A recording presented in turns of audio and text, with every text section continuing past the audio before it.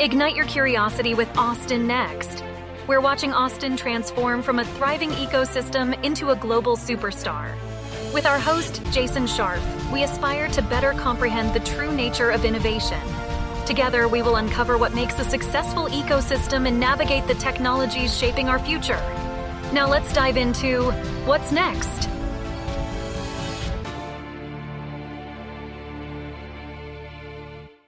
At one point, I think we had 5 different streaming services. Today, though, we switch back and forth based on shows we want to watch, the deals available, and just overall subscription fatigue. I was wondering if my family was alone in this behavior and what it means to the future of entertainment. To help me answer this question, I am joined by Blake Sabatinelli of local unicorn Atmosphere.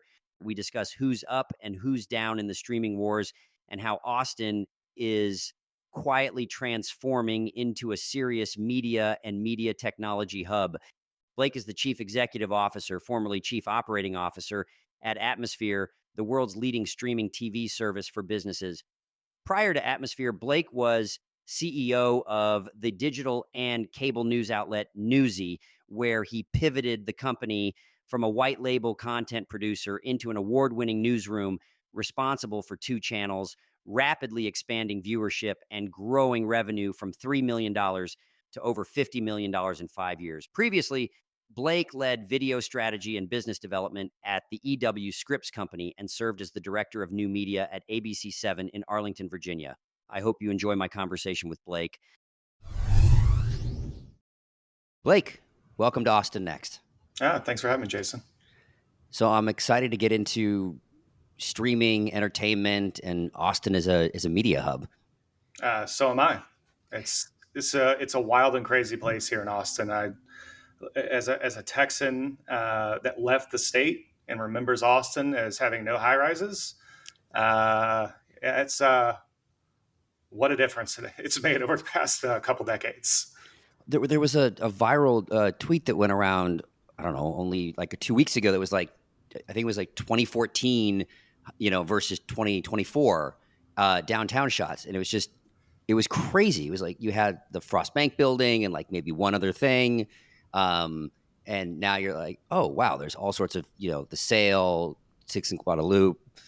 It's just crazy. And we're not even remotely close to having a finalized skyline either. There's like 10 buildings slated for construction right now along Rainey, and it's an amazing skyline now. I can't believe it exists, but it's an amazing skyline, and it's a testament to the growth in so many sectors of this city. Well, and I think the two things I always joke about that I feel is using it as a finalized skyline. I don't think it ever will be finalized because the two truths I've seen in Austin going back to the late 1800s, even starting with the name change from like Waterloo to Austin, is change, and then of course people complaining about change.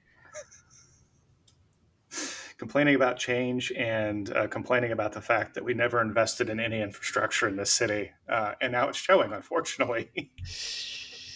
Yeah, no, it's a different podcast and a different topic at times in terms of how we get up the infrastructure. But one of the things when we kind of first connected and hearing is, look, when we went peak through COVID, I had like 6 streaming services: Disney Plus, YouTube, Netflix, HBO Max. I think we actually Paramount at the moment. And then it, of course, got too much, and we cut back on a few of them. I think we have like 1 now, and kind of jumping back and forth. I'm assuming that when I've seen the subscriber numbers and things going on, I'm not the only one that has kind of gone along this path. So where are we? What is the state of streaming, and how do we think about it? I think if you wanted to put it simply, we're in the era of churn, with the exception, with an asterisk, except Netflix. Netflix doesn't have a churn problem because they have so much content. They have so many things that draw you in. The others don't, and that's a challenge. And what you're going to end up seeing, and what you're already starting to see, is a consolidation of the streaming ecosystem that's probably going to look a whole lot like the thing that it was meant to break. Cable. The evil word cable. Yeah, the word cable. Because look, I still subscribe to 6 or 7 services because my lovely wife has found a show to watch on every single one of them. And my bill is significantly higher than it was when I had cable. So I actually have a harder time finding content, a perceived overwhelming number of choices, but what I actually feel like is less choice and a bill that's higher. So I am of the very, very firm belief that there's going to have to be consolidation in this space. A, because without scale, as in most businesses, it is wildly unprofitable. And you can go back and look at a multitude of earnings statements over the past 3 to 4 years. Most of these folks are not making money on these services. They're just now getting to a point where they might break even. And if I was a betting man, I'd say there's probably some wonky accounting in there, or a studio is carrying this part and this streaming service is carrying none of that expense. So you're going to have to consolidate these services, make it so there is more choice for the consumer, make it so that it's an actual good consumer experience, because we've completely, as a media industry, ruined the consumer experience. Cable was great. Turned it on, there's your stuff. So we're in an era of trying to really figure it out. We're going to have to consolidate. We're going to have to change. And we're going to have to give people true locations where they can get everything they want. Cable. Okay, I want to go down 2 different paths. One on the user experience, but I want to say that for the second. The first, though, when you talk about the consolidation, and a lot of these are losing money, and the only one is Netflix. What do we think about, though, the fact that Netflix is pretty much the only, I'm sure I can be wrong, that standalone company in this of the kind of the huge players, right? And then I obviously want to get into how we think about atmosphere versus, I don't want to say it's a loss leader. That's not necessarily the right framing, but thinking about, like, I remember seeing a graphic once on all the ways in interconnectivity that Disney makes money, right? And it's that, the content then drives people to the parks, which then drives the merchandising. And so can they be looking at this differently than, say, a Netflix, so that consolidation may not happen? Or maybe it is because Disney Plus and Hulu are coming together. How do we think about that? I think where Netflix has won the battle, and look, I'm going to speak in broad strokes here. So, not everything is going to be, the exact numbers along the way. Sure. Netflix came at this a different way, and they leveraged everyone else's IP to build an audience base, and are now supplementing everyone else's IP with additional content that they're producing that has gotten progressively better and better along the way. Disney has Disney Plus, and in Disney Plus, they have IP that they own. So that's Disney properties, Pixar properties, the stuff that came from 21st Century Fox. It's a narrow window of content. And so if Disney truly wants to compete with Netflix in some meaningful way, they're going to have a broader catalog of content. That then feeds the consolidation, because WBD has a sector of content that exists over here that's good. And then Disney has a sector of content that's good. Apple TV has been producing some really good shows, but in limited amounts. Paramount is standing alone off trying to do their thing. If you put those catalogs together, you have a catalog that might look as robust as Netflix. And Netflix is the market leader because they leveraged everyone's IP. Now still leverage everyone's IP again. Now that everyone has realized, maybe I can't just go do this by myself. And then they've also supplemented it with increasingly improving content. They have so much that it's overwhelming to go watch Netflix. Disney, Paramount, and the others have not that much. You go in, you're like, dude, is the show I wanted to see here? No. Is there any new content? Maybe 1 or 2 things. Cool, I'll go to the next app. That doesn't happen with Netflix. So you're going to have a larger, more aggregated catalog, whether it's through consolidation or licensing, in order to compete with an organization like Netflix that has everything. Well, and then it gets into so funny because we actually cut Netflix was one of the ones we ended up cutting. So we did churn out at the moment. We don't have it. And part of it is now I'm kind of looping back to your UI issue is one of the things that's driven me nuts is we're like, okay, we want to watch XYZ. Where is it? And there doesn't ever and it's funny because there doesn't seem to be an easy way. And it's really been funny. There's one movie in particular because I've been thinking about wanting to watch it with my 10-year-old, which is Apollo 13. And when I pull up, we have a Fire Stick. So when I pull up Amazon Prime, put in Apollo 13, it actually doesn't bring up the Tom Hanks movie. It brings up documentaries and different things. And then I've gone to Google. So I can't find it. And I'm like, and I'm willing to forget streaming. I'm willing to here, I'll spend the $4 to rent it for 48 hours. That's fine. Like that's sometimes which is another piece of how does that, the rental model almost coming back into play because I don't need this or that. If I could we're just going to watch it now and the $3 is fine. I mean, we do the same thing. So my example's a little bit further back. There was this terrible movie in the late 80s called Willow. I loved Willow. That was great. I did not watch the sequel series, which I heard was terrible. Yeah. Watch it again. It may not be as endearing. Same thing for the never-ending story. You're really killing my childhood. Stop. Really weird. Really very poorly produced. So there's this movie Willow, of which you know and love from your childhood. I could, for some incredibly large amount of time, could not find it. To the point where I was like, I'll buy the DVD. Just where's it at? Where can I stream it? It finally surfaced. We were finally able to stream it.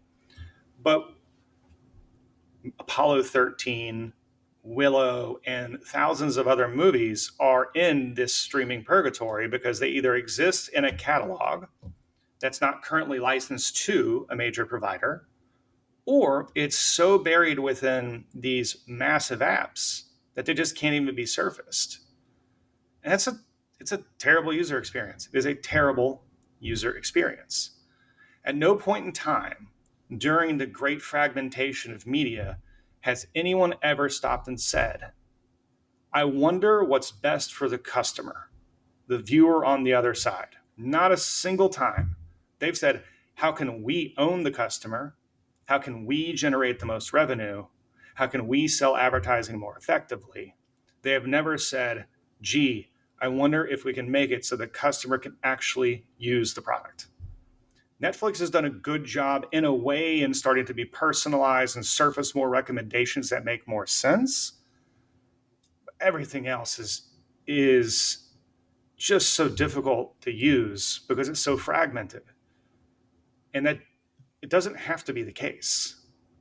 Well, I can finally maybe get the answer to a question that I've been trying to understand about this streaming purgatory. If I own the content, so let's say it's Disney Plus, so it's or HBO or Warner Brothers, I own the content, and I'm hearing that they're pulling those content off their service, even though they fully own them, and storage space and compute is relatively, I think, I may be wrong, this seems to be de minimis in the overall cost architecture. Now, if that's wrong, correct me. Why would you ever pull things off that you own? What's the piece I'm missing here? You have to pay royalties. So it's consistent. Okay, so it's royalties to even if it's your content that you own. Yeah, because you're still paying royalties to the producers and to the actors and to all the other people that are associated with this, depending on how the content deal was structured.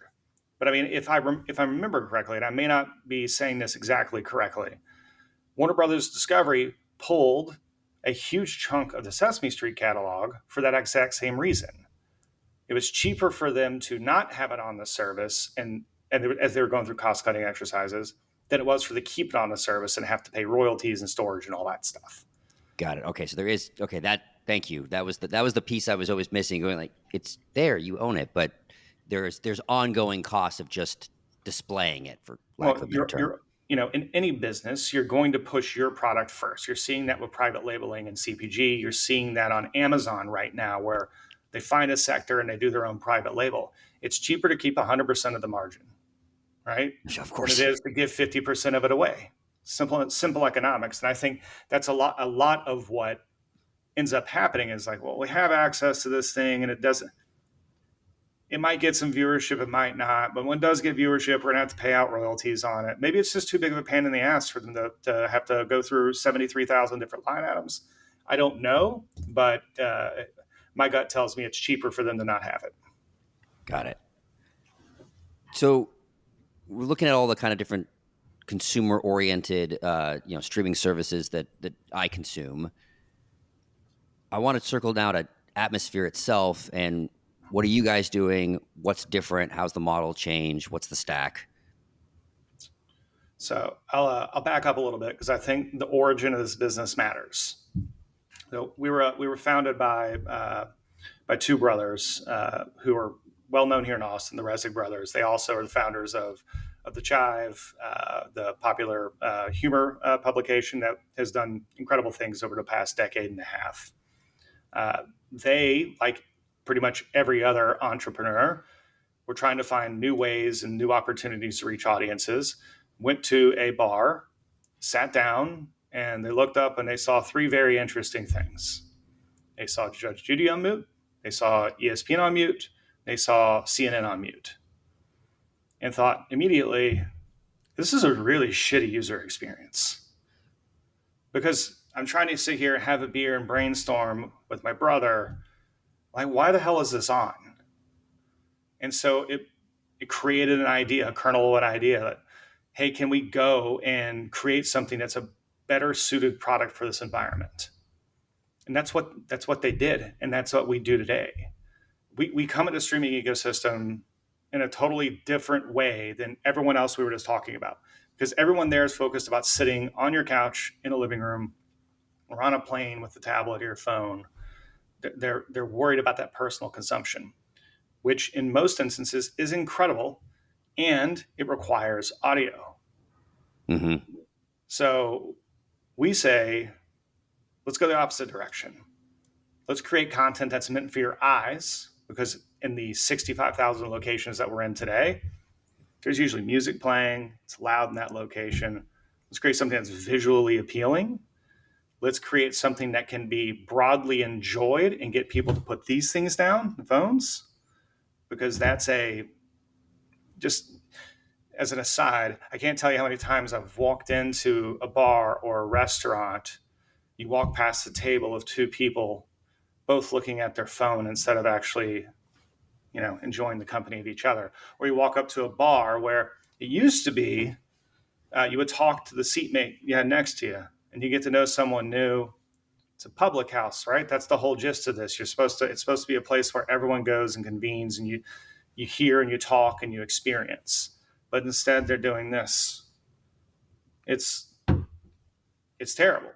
It's funny. I've had conversations on the podcast and elsewhere about the dynamics of the Paris in the 20s culture, and how some cases Austin's trying to replicate that, but requires this, to your point, gathering places. Now they could be digital, so we're thinking innovative now, but it could be digital, it could be physical, probably both in different elements. But it requires random engagement and serendipity. And yes, if everybody is sitting on their phones, and I think the Vision Pro and AR is interesting, so I'm not necessarily knocking it, but like if you start going out and basically being even more isolated using tools like that, I've seen stuff about like the loneliness epidemic and all of those kinds of problems.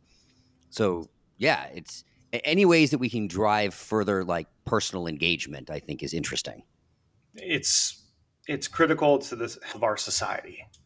We're social creatures. I think people forget that sometimes because we live in an era where you don't have to be a social creature. Look, I'm an introvert, and sometimes I need my introvert time. But even I, as an introvert, feel the need to make sure that I'm connecting with people on a very regular basis because your heart yearns for it. And so we're building this product to get people to put the phone down, look up, enjoy the communal environment around them, tap their friend on the shoulder and say, "Oh my God, did you see that?" We create the best, we take the best of what's on this phone. We consolidate it all, we program it all, we produce it, we put it in shows, and we put it on a fast platform that has 40 different channels and 65,000 different businesses that reaches 137 million people every single month. And we do that so people can just enjoy the world around them a little bit more. Or if they're at the doctor's office, they can lower that perceived wait time just a little bit and calm down a little bit more instead of watching Joanna Gaines on mute. There's nothing wrong with that. Great shows. Love our friends up in Waco, but like that's a garbage experience for the viewer and the consumer that's sitting there. So especially in the likelihood that they're coming in at the exact moment of something starting, and so it's all very fragmented versus I understand why the news and sports play in, say, like the outdoor setting or the bar setting, but then I get to the point that you're saying on news doesn't necessarily work muted and reading captions at a significant pace and trying to absorb what's going on is operating. But how do you see something like atmosphere? And maybe we can talk about like the kinds of content that's coming through. But do you see it? If I've got 5 screens at a let's just go with the bar for a second. If I got 5 screens at a bar, are you expecting all 5 to be on atmosphere? Would you say like, oh, the game's on 2, atmosphere's on 3? How are you thinking about, back to our user experience? In this case, you got the user of the owner and then the user of the people at the bar. How are you thinking about that? yeah, so about half the people in America don't care about sports, right? So in a lot of locations that we're in, we're on 2 screens. Sports is on 2 screens. We live alongside because despite my best intentions, my wife is not the most interested in the Dallas Cowboys, nor is my daughter. She watches it because daddy watches it, but if she had the opportunity to play Roblox instead, she would definitely be playing Roblox. My daughter became a big Kansas City Chiefs fan recently with the whole Taylor Swift stuff, and now she knows way more about it than like my sons do, and it was rather interesting to watch. So when the Super Bowl was on, it actually became a divided house. My daughter was big Kansas City Chiefs fan, and my older son became a 49ers fan more out of spite. I just wanted to see Brock Purdy in his $850,000 salary get the Super Bowl winning bonus. Like give the kid a little bit more money. The whole Brock Purdy story is pretty amazing and awesome. It's wild. But back to the question, I mean, we coexist with live sports. And when we don't coexist with live sports, we're producing not just viral video programming or things that can make you smile or laugh or interactive trivia, which we do as well. We also produced our own version of CNN and our own version of SportsCenter. And we did that because in the environments we operate in, CNN, Fox News, and MSNBC are A, considered divisive, and someone's going to get pissed, and B, are impossible to watch without sound on. So we reverse engineered how news would play with no audio. And believe me, I spent 15 years in news. It was a really hard thing for me to wrap my mind around when we were producing this product. But it works. We distill stories in a way that makes sense. We make them highly visual. We provide easily readable captions, which means large block text so you can understand what's happening at any given time. And then we mapped that same exact formula. We licensed highlights from every major league. And we said, how can we do SportsCenter better for the environment we operate in? And we didn't just say, oh, we need to make it sound off. We need to make sure that we make something that is exactly what we want. Because you know what I miss? I miss watching highlights. I miss seeing what the box score was. I miss understanding what the betting line was. And if I turn on ESPN today, I mostly get Stephen A. Smith. I mostly get Pat McCaffrey, great audio on shows, horrible out-of-home experiences. So we bring all the action forward, make it fun, make it highlights, make it so people can understand what's happening. Did you see the Grand Slam or how this ended or how that ended? It's the best of what happens in sports. That's what works in that environment. And frankly, that is what also works in the home environment. We won't get into production costs and why it's cheaper to just have someone yell at a cloud for hours, but we just wanted to build something that was great. And that's what we ended up doing. So linking that back to our discussion about, like, say, Netflix and the catalog they're building, how much is it, because I didn't realize that you guys were also creating the content itself. How much is it licensed content that you're pulling, and who are these people that you're pulling from, and how much are you guys building it yourself? Yeah, so we have three kinds of channels. We have our owned and operated channels. So channels like Chive TV, Happy TV, and Superhuman, which a lot of people have seen in the wild. And those are produced in-house. We license content from 3,000 to 5,000 different influencers on a monthly basis. We build compilations out of that content, and we really just take the best of what's on the internet and we bring it straight to you.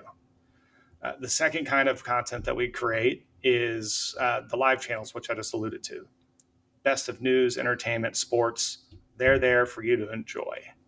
And then we have partner channels. So we work with amazing organizations like Red Bull, Guinness Book of World Records, which is a very popular one right now, and a few others to help round that out. But the vast majority of the content that we produce is done in-house, which I don't think people really realize. I didn't realize until this conversation. So what's the data telling you then on all of these different channels, and how are we seeing certain type? I assume we see doctors' offices versus bars are having different types of channels, growing, but what is the audience experience? What are the analytics kind of giving you insight into that we didn't realize before?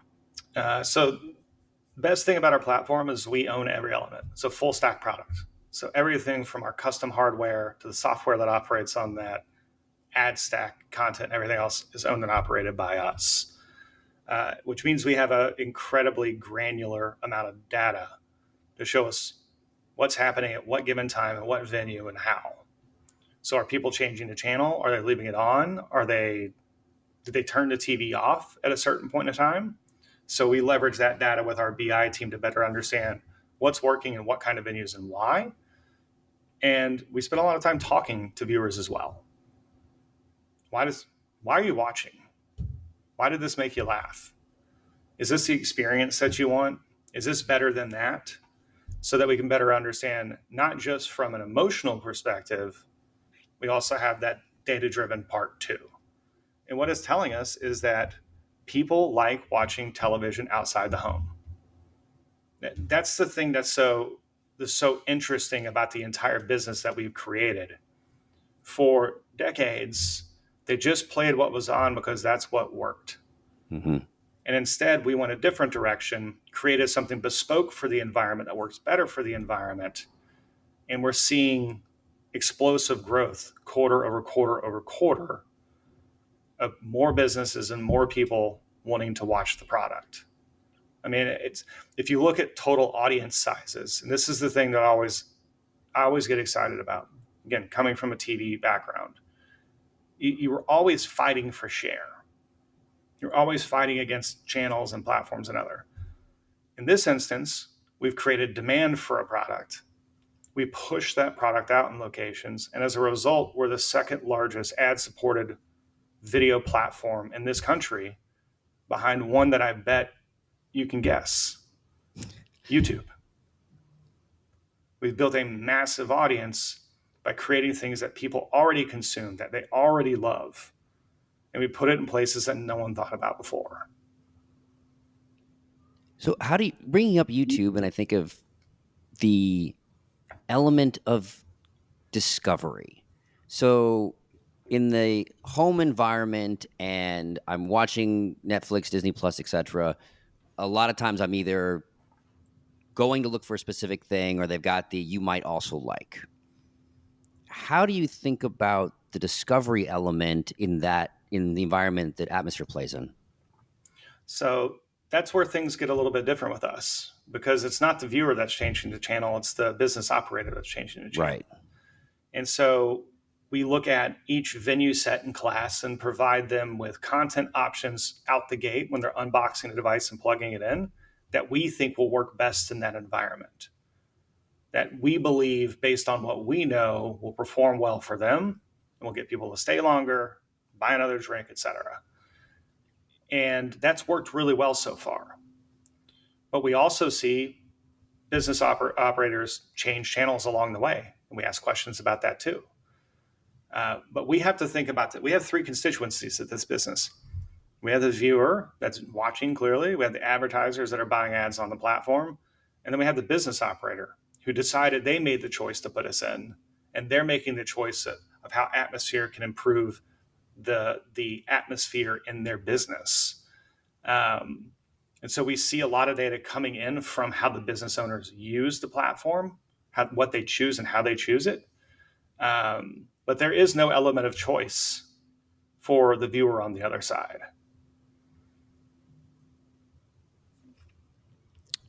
So it can't be a technology conversation without talking about AI. And on the timeliness element of this, Sora and OpenAI Sora, their new video content or video creation tool, they were, I think, just giving out to some creators and still playing with. How do you think of generative AI, so the creation side of the business, starting to change, especially when we think about all this? We talk about YouTube, the user-generated content was where it kind of came, and there's this concern now and we've seen it, with just ChatGPT, a huge volume increase of crap, to put it mildly, while at the same time other people are driving forward and really actually 10xing. I heard an interesting story the other day from a friend who was sharing that he has a professor buddy that's looking at AI in an interesting way. He's a college professor, and AI today is only as good as the person sitting on the other side of the keyboard. So if you're looking to create crap on ChatGPT, it's pretty easy. I subscribe. I have a pro account. It's an amazing productivity booster. But if you don't ask it the right questions, or you're not working with it, manipulating it correctly, you won't get good outputs. So he says that 10% of the work is the person on the other side.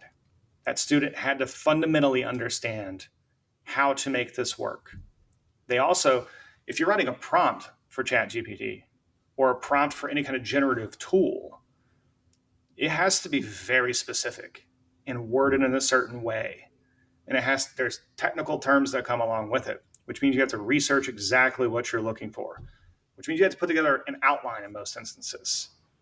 You have to do your research. It also spits out on the 90% to 100% end information that is directionally correct and most certainly not written in your voice. What it does is it takes out the middleman. It takes out the mundane work in between. But if you're able to get 100% on an assignment written in your voice in ChatGPT, it's because you did the research, did the work, and you made sure it was correct, written correctly, and everything else along the way. And I look at that the same way with content creation right now. Sora is going to fundamentally change video creation. There is no doubt in anybody's mind who works in the media space that this thing is going to be an incredibly powerful tool. It would only be as powerful as the operators that are using it, which means you're going to need technically adept video creators to know how to work and manipulate these tools. This isn't a silver bullet for a studio to be able to come in and say, make me a movie about this. Well, it's funny. So I was watching the museum video that they sent out, was the kind of a drone flying through museum, and it was really fascinating and really interesting. And then I kind of watched it again and paused it. And if you look at the art on the walls, it's terrible. It's not, it's these kind of weird creations. To the point though is being able to take it to the next level. Like I can't draw a stick figure. So I love Dolly and Midjourney. And I'm able to create things and do things that I was never able to do before. And then I look at the people who are much more creatively oriented and artistic as their starting point, and the stuff that they're creating is just mind-blowing. It's you have to know what you want first. And the reality is while Sora is going to be powerful today and Dali is powerful today, I still see a lot of pictures rendered with Dali that have 6 fingers on one hand. Creating lifelike experiences is really, really hard. And the way that I think about AI from a creation perspective today is, your peripheral vision. It's just your brain filling things in, right? And that's the way I think about how Dolly and Sora operate today. It's filling it in with what it thinks it should have in that place. It's not using its eyes. And it'll eventually get there. But in the interim, it's going to be great for things like you just said. That drone fly through a museum, it's going to cut your production costs by $10,000. That's great. Probably not great for drone operators, unfortunately. But it is. Yes, you got to create something unique and novel, right? You're like, if I'm going to do a drone video through a museum, okay, maybe not. If I'm going and doing unique and interesting things, the humans never, there are things that humans got replaced by machines with in terms of, mechanization, whatever. Artisanal stuff still exists. There are still opportunities to create novel and new things. I also think it's funny that the bar that we've set, because while I'm complaining about the art on the walls and the drone video and like this was the launch video, and I'm like, well, why isn't it perfect yet? Like that's where our expectations have gone with some of this technology. It really has, and the reality is this is not a hay baler. It just isn't. That kind of rote mechanical task, yes, humans are going to get replaced by. Squeezing liquid into a tube on an assembly line, that's going to be done more effectively by a machine. Well, we've been dying for that in life science and lab work forever, and the automations there just suck. It's a whole other thing that I could go off on forever. But art is art, and we need artists to create art. And we are nowhere near this technology being able to replace artists.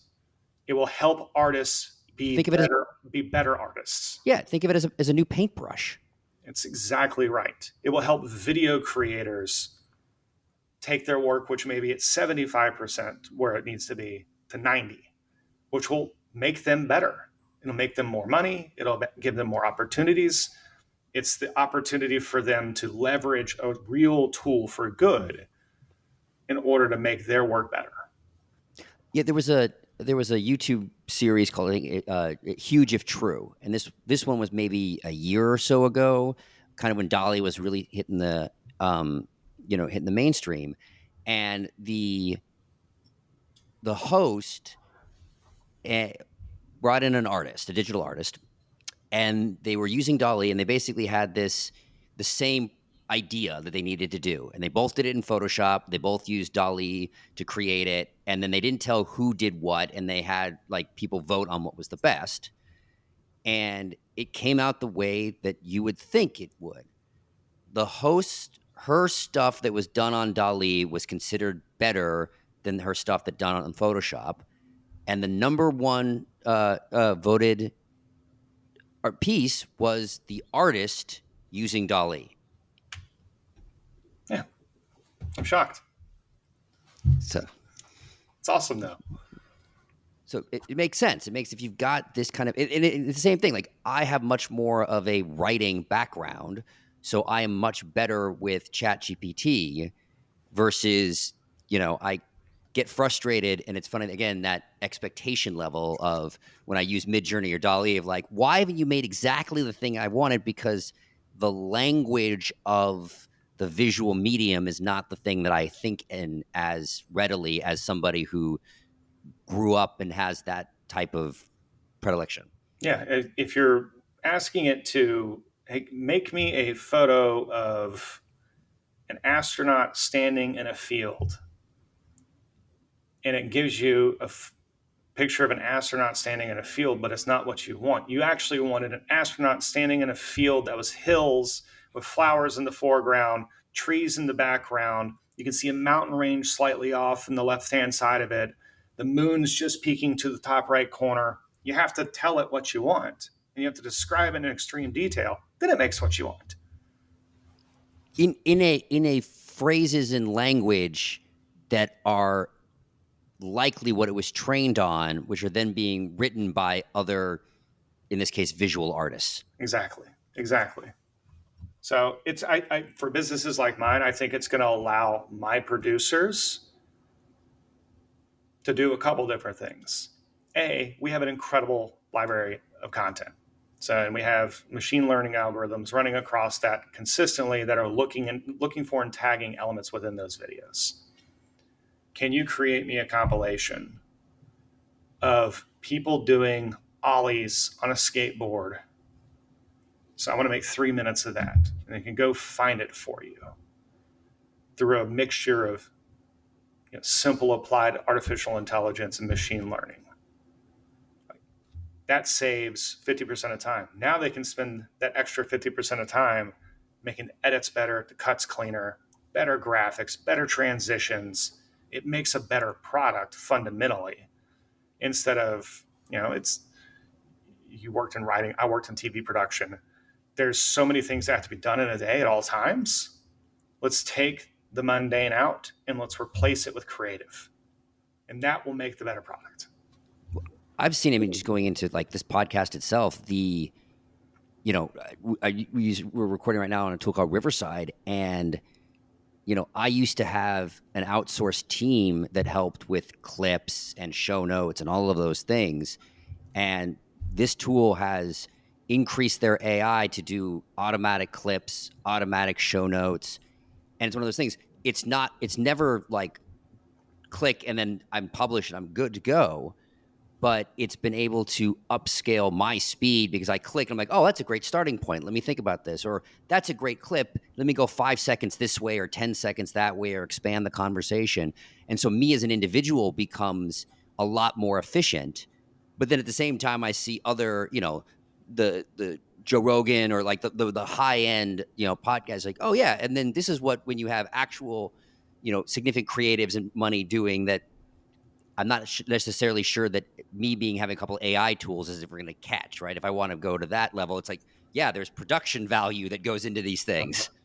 Yeah, it's you want to make money, you tend to spend money, right? These tools can help you get to that place. But it's the human at the end that makes the difference. That human touch will always make the difference.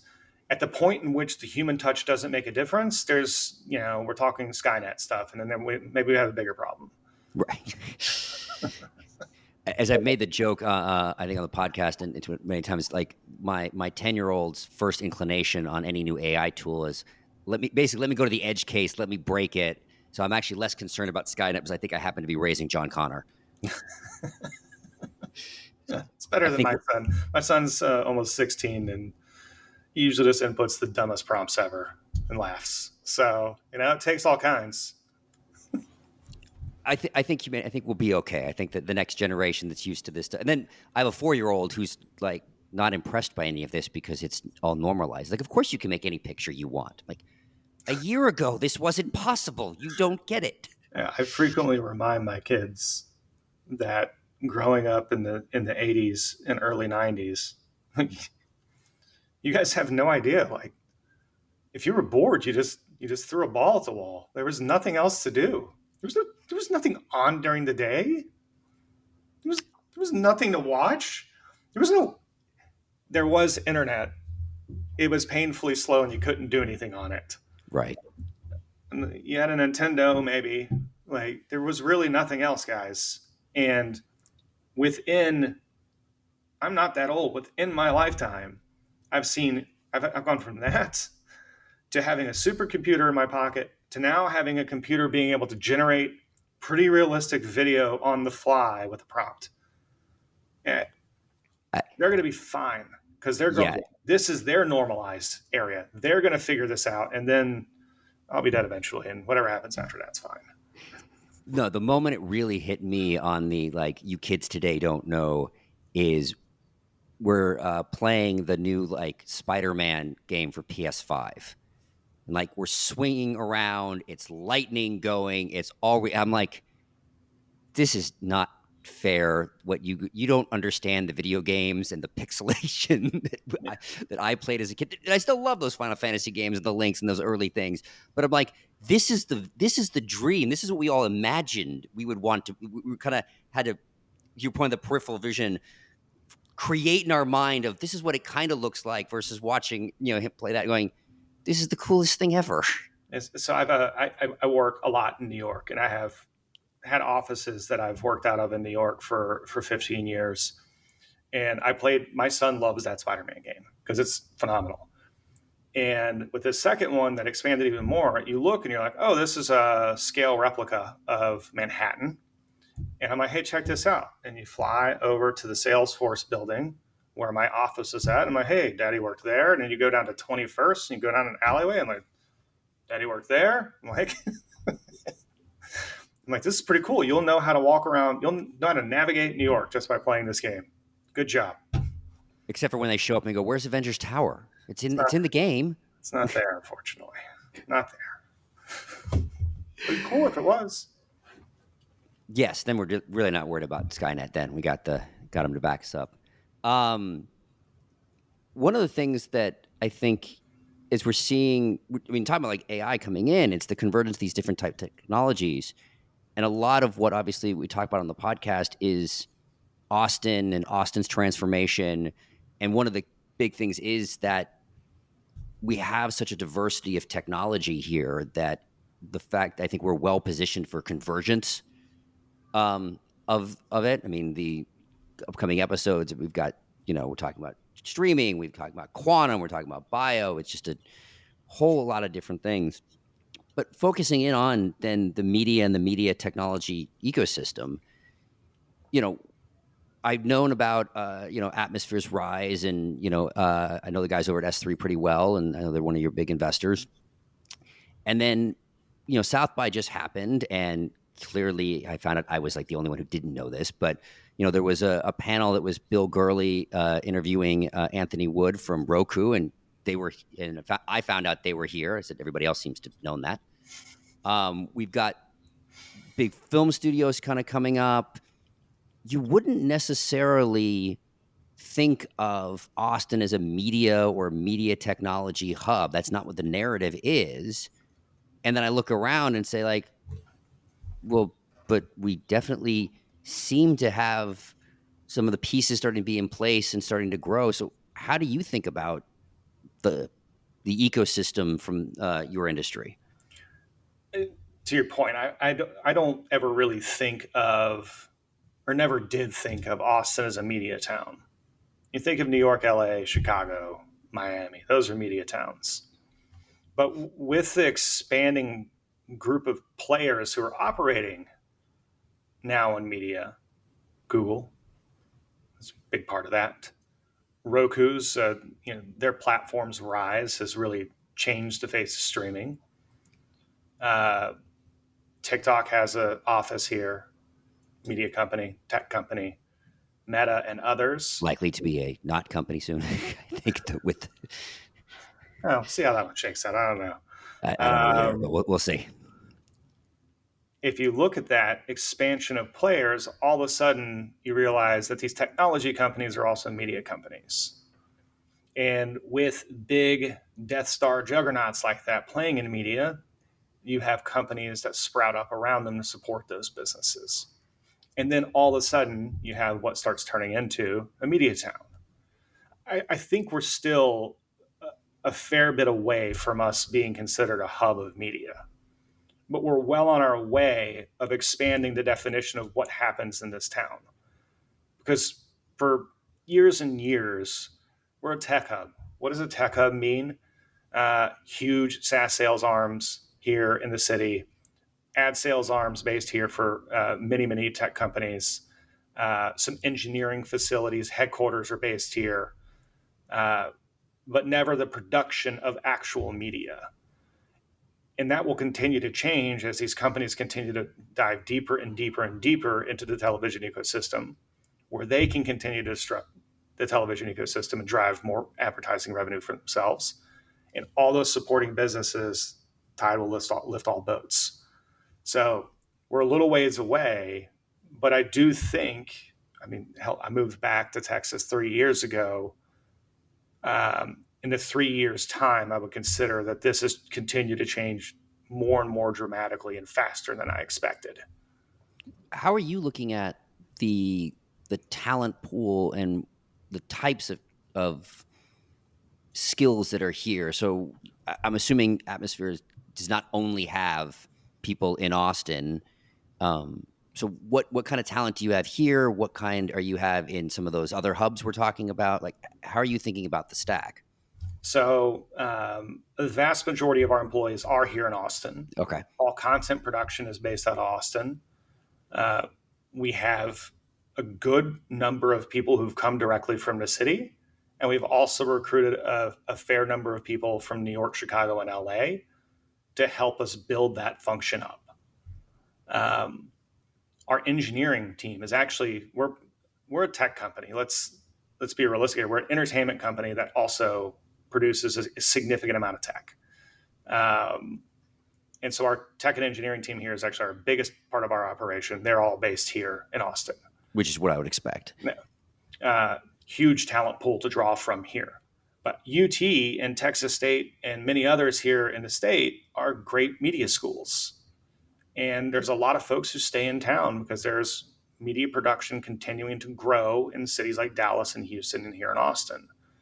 So that's a growing talent pool for us. Our customer service operations are based out of Austin.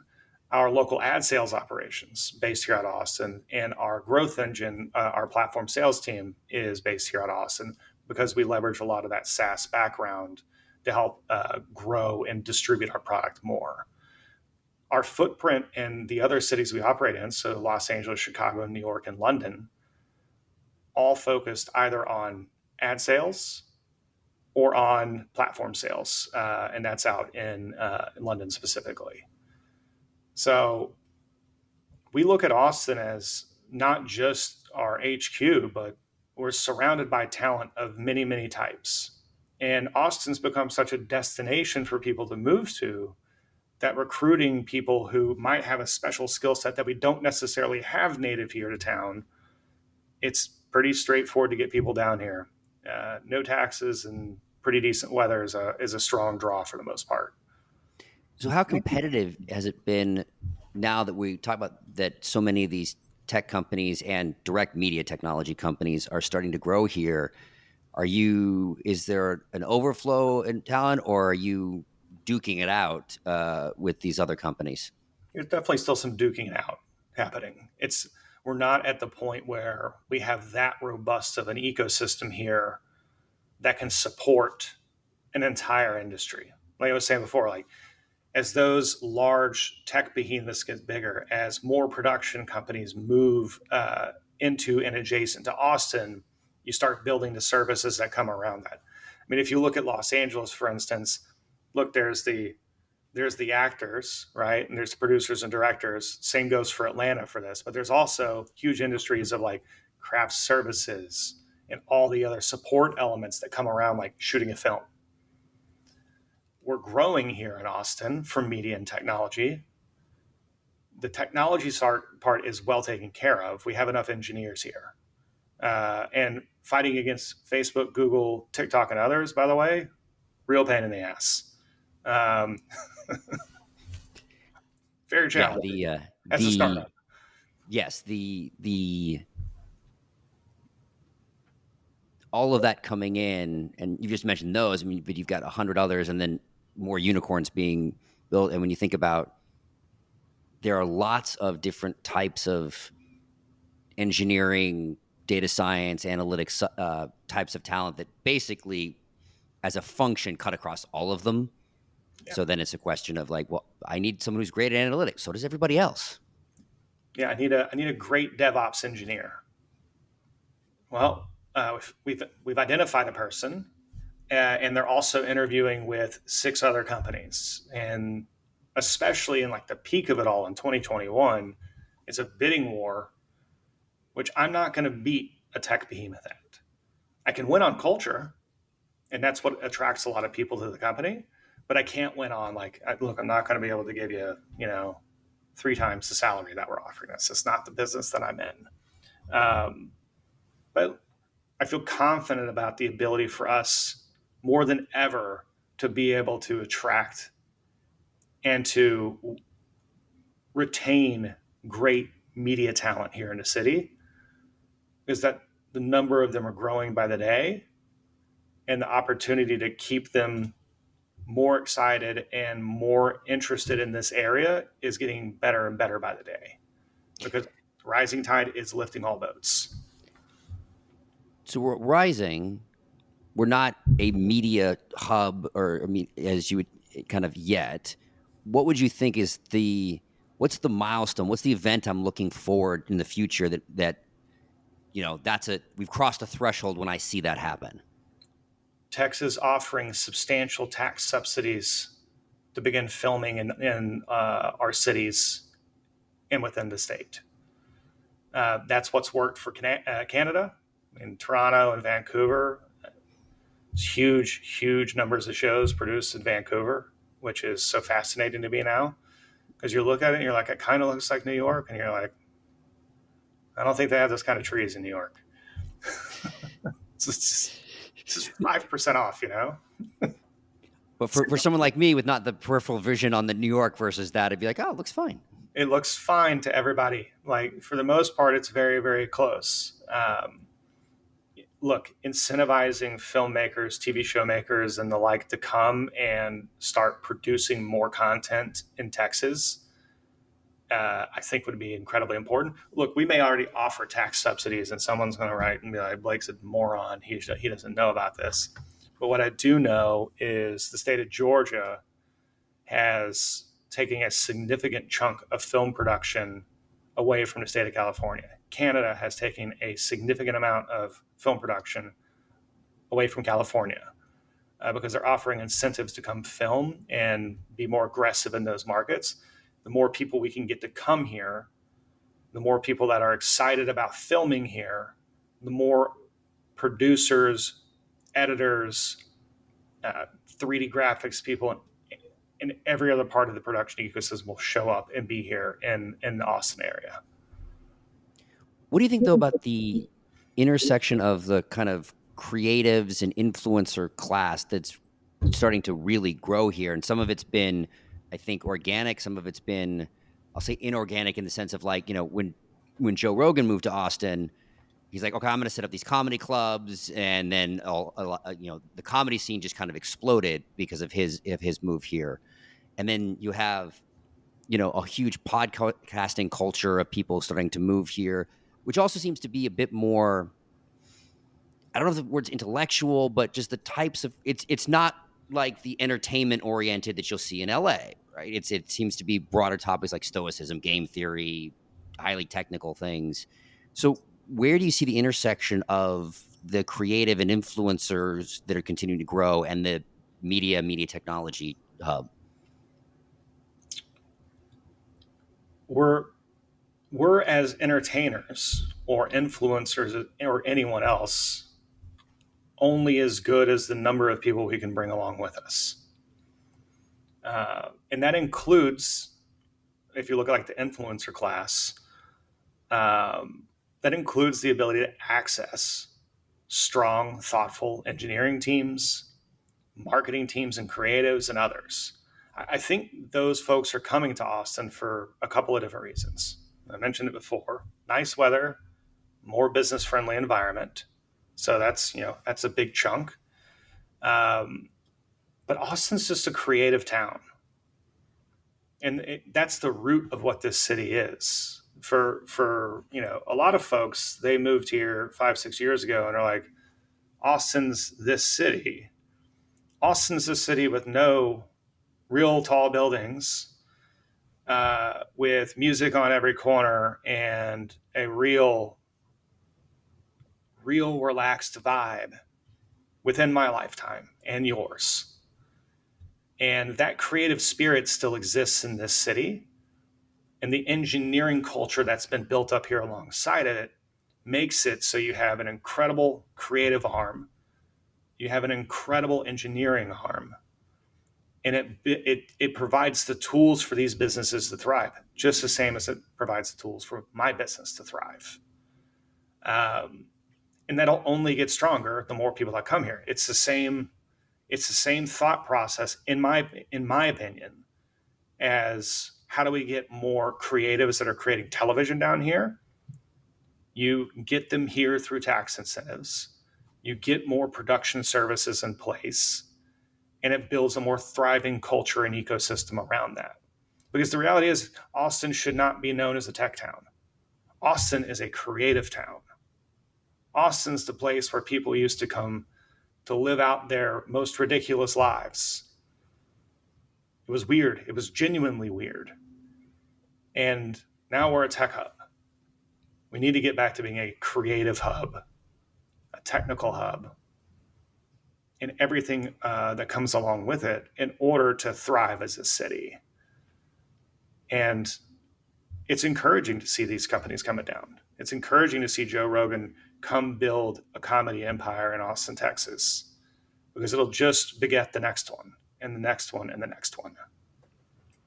So, Blake, this has been great, and I really enjoyed the conversation. I think this is a perfect place to kind of talk about the final question that I always ask everybody on the podcast. So, what's next, Austin?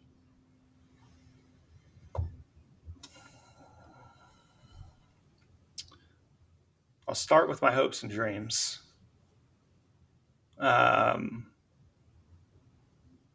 My hopes and dreams for this city is that we as a society here become more thoughtful about the infrastructure of this city. Another podcast, by the way.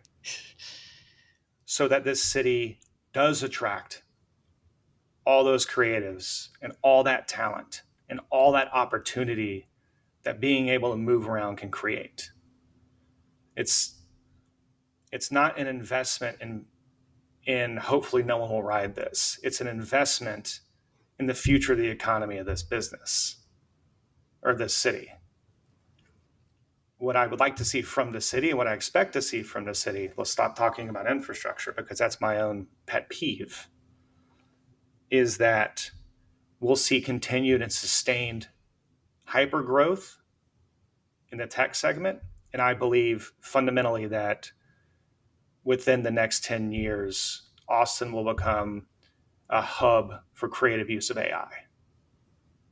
The companies that help drive it and the creatives that are around it, I think that will spur another revolution in this city. I would not be surprised to see if Austin was the leader in generative AI. I know we're competing against Toronto. They're working their asses off. They have a huge number of people working in that sector. But the convergence of our creative spirit and our engineering backbone can make us into that leader that I truly think we'll become. I love it. Blake, thanks for joining Austin Next. Thanks for having me. So what's next, Austin? We're glad you've joined us on this journey. Please subscribe at your favorite podcast catcher, leave us a review, and let your colleagues know about us. This will help us grow the podcast and continue bringing you unique interviews and insights. Thanks again for listening, and see you soon.